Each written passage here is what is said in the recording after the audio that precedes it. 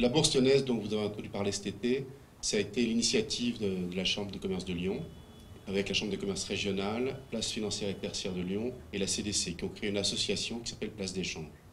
Or, il y a eu un long cheminement qui a été fait par les sponsors, parce qu'il fallait que les gens le portent au sein de la Chambre de commerce. C'est un homme appelé Denis Feuillant qui l'a porté, et donc il a créé cette association.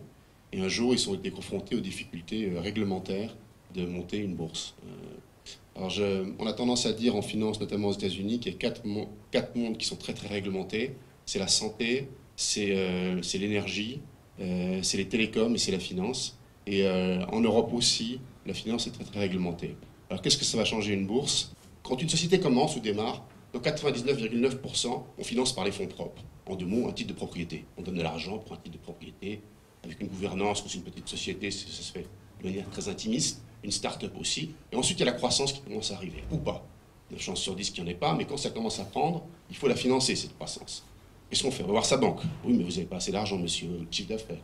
Vous savez, ils ont des ratios, c'est très basique, ils ont des grilles. Maintenant, les grilles sont même plus régionalisées, elles vont à Paris sur les systèmes informatiques. Donc, on est vraiment complètement déconnecté de la réalité. Et on vous dit derrière, oui, mais vous ne voulez pas prendre une carte bleue. Bon, je caricature un peu, hein, mais c'est un peu ça. Et donc, ce qui marche très bien pour le retail marche de moins en moins bien pour le financement des PME.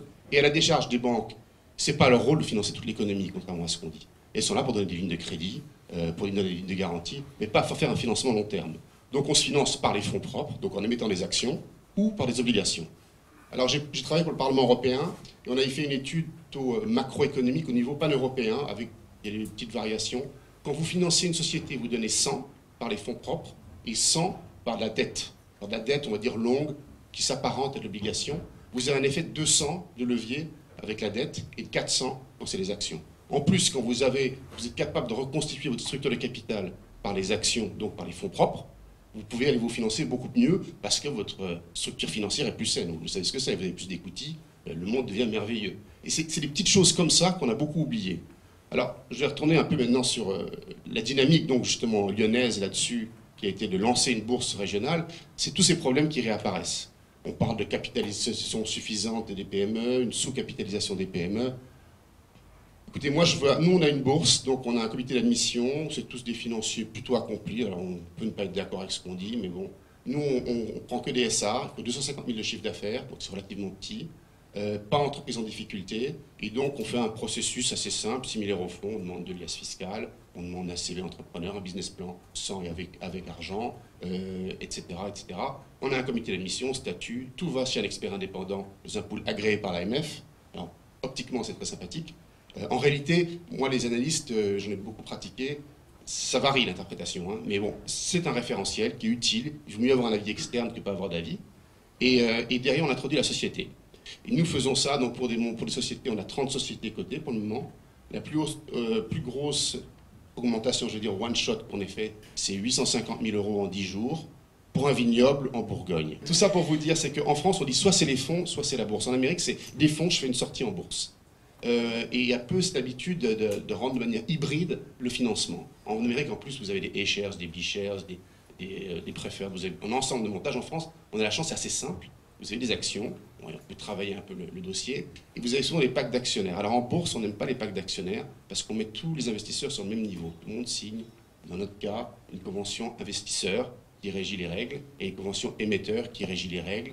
Chez nous, c'est l'information qui est importante. Il faut que l'information arrive au marché, à tous les acteurs de manière à peu près égale et qu'on ait à peu près un minimum de respecter dans un contrat. Dans une PME, c'est difficile. Nous, quand on monte nos dossiers qui ne sont pas extraordinaires, c'est 70% d'un prospectus. Les gens disent oui, oui, c'est super, il y a les fonds propres, je vais me financer, je pourrais faire mon projet de croissance. Et en général, ils le font. Mais la difficulté qu'ils ont, c'est d'avoir toutes les pièces. Quand vous êtes une petite société, l'entrepreneur fait tout.